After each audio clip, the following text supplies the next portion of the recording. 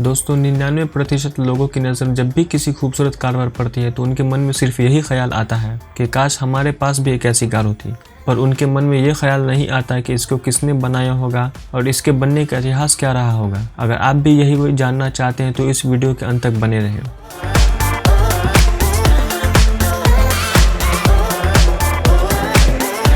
Motor car शब्द का प्रयोग इलेक्ट्रिफाइड रेल सिस्टम के संदर्भ में एक ऐसी कार के लिए उपयोग होता है जो एक छोटी लोकोमोटिव होने के साथ ही इसमें लोगों के सामान के लिए जगह भी होती है।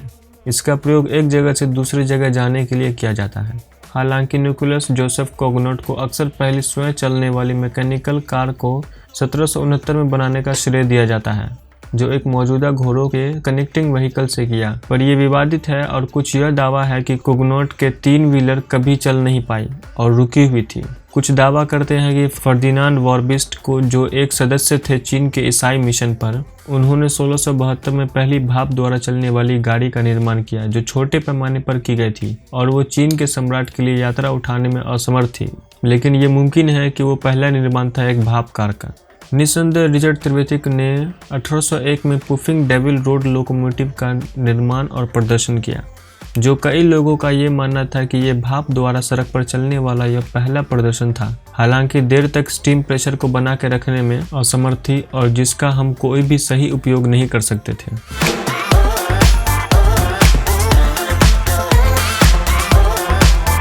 वहीं रूस में 1780 में इवान कुलिम्ब ने ह्यूमन पैडल्ड कार पर भाप इंजन द्वारा काम शुरू किया। वह उस पर 1751 में काम खत्म कर चुका था।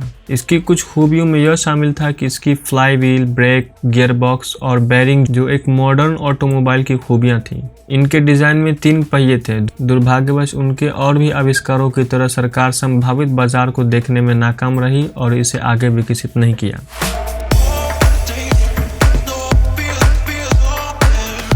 फ्रैंकोइस आइजैक डी रिवाज एक स्विस इन्वेंटर थे, जिन्होंने 1806 में पहला इंटरनल कंबशन इंजन को डिजाइन किया जिसमें तेल, हाइड्रोजन और ऑक्सीजन का मिश्रण था, और इसका इस्तेमाल दुनिया की पहली कार अल्बिट रूडिमेंट्री का विकास करने में हुआ। ये डिजाइन बहुत सफल नहीं रहा। यही किस्सा शैमुअल ब्राउन, शैमुअल मैरे और एटिल लेनॉयर जैसे लोगों के मामले में भी रहा, जहां हर एक ने गाड़ियां, नौकाओं को लेकर कार बनाया जो डिफाइंड इंटरनल कंबशन इंजन द्वारा संचालित थे।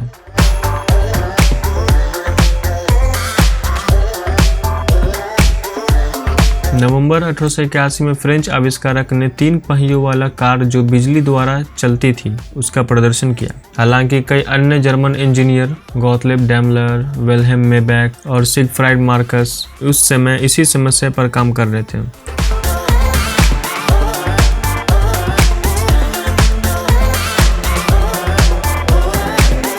कार्ल बेंज को आमतौर पर आधुनिक कार के आविष्कारक के रूप में देखा गया है। कार्ल बेंज ने 1885 में जर्मनी के मैनहेम शहर में अपने ही 4 स्ट्रोक साइकिल पर गैसोलीन इंजन द्वारा चलाया गया एक ऑटोमोबाइल बनाया, जिसे प्रमुख कंपनी बेंज एंड साई के तहत अगले साल जनवरी में पेटेंट कर दिया गया, जिसकी स्थापना 1883 में हुई थी। यह एक इंटीग्रल डिजाइन था जिसमें एक नई अवधारणा बनने के लिए किसी भी मौजूदा कंपोनेंट का प्रयोग किए बिना दूसरे नए टेक्नोलॉजिकल एलिमेंट्स का इस्तेमाल किया। यही इसे पेटेंट योग्य बनाया। उन्होंने 1888 में अपने प्रोडक्शन कार्स को बेचना शुरू किया। 1879 में बेंज को उसकी पहली इंजन के लिए पेटेंट दिया गया, जिसको उसने 1878 में डिज़ाइन किया था। इसने उसके दूसरे कई आविष्कारों में भी इंटरनल कंबशन इंजन के इस्तेमाल को पॉसिबल बनाया। उनकी पहली मोटर वैगन को 1885 में बनाया गया था और उन्हें इसके आविष्कार और प्रयोग के लिए 29 जनवरी 1886 में पेटेंट से भी सम्मानित किया गया था। 3 जुलाई 1886 में बेंज ने अपने कार का प्रचार करना शुरू किया और 1888 और 1893 के बीच लगभग 25 बेंज के कार बिके, और इसी समय उनकी पहली 4 पहियों वाली गाड़ी आई जो एक कंफर्ट कार के रूप में दिखाया गया। वे भी अपने ही 4 स्ट्रोक इंजन डिजाइन के द्वारा चलाए गए थे।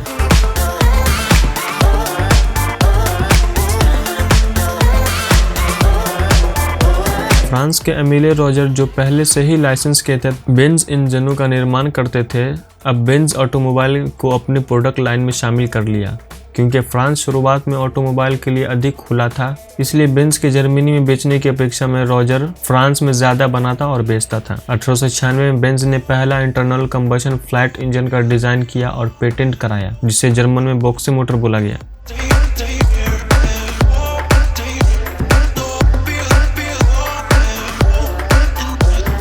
1899 में बेंज दुनिया की सबसे बड़ी ऑटोमोबाइल कंपनी बन गई, जिसने 572 कार का प्रोडक्शन किया और इसी नंबर के कारण Benz and joint stock company बनी।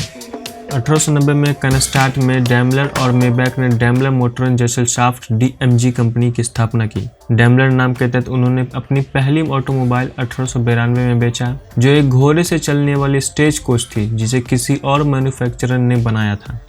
उसमें उन्होंने सिर्फ अपने डिज़ाइन किए हुए इंजन लगा दिए थे। 1895 तक डैमलर और मेबैक ने 30 कारें बनाई, जिन्हें वे डैमलर वर्क्स या होटल हार्मोन में बनाया, जहां अपने समर्थकों के जाने के बाद वो अपनी दुकान की स्थापना की।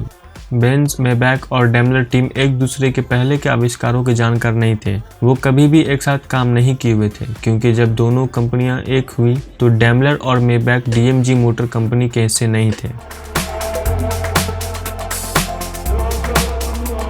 डैमलर की मौत 1900 ईस्वी में हुई और उसी साल के अंत में मेबैक ने एक इंजन डिजाइन किया जिसका नाम डैमलर मर्सिडीज था। उसे स्थापित किया गया एक ऐसे विशेष मॉडल में जो एमिल जेलिनेक द्वारा बनाया गया था। यह प्रोडक्शन काफी छोटे नंबर में जेलिनेक ने ही की थी। 2 साल बाद 1902 में अपने देश के बाजार के लिए एक नई मॉडल डीएमजी ऑटोमोबाइल का प्रोडक्शन किया गया। मेबैक इंजन के ऊपर जो 35 हॉर्स पावर जनरेट करती थी, जिसका नाम मर्सिडीज रखा गया। जल्द ही मेबैक ने डीएमजी छोड़ दी और अपना खुद का एक बिजनेस शुरू किया। डैमलर ब्रांड नाम का अधिकार अन्य मैन्युफैक्चरर्स को बेच दिया गया।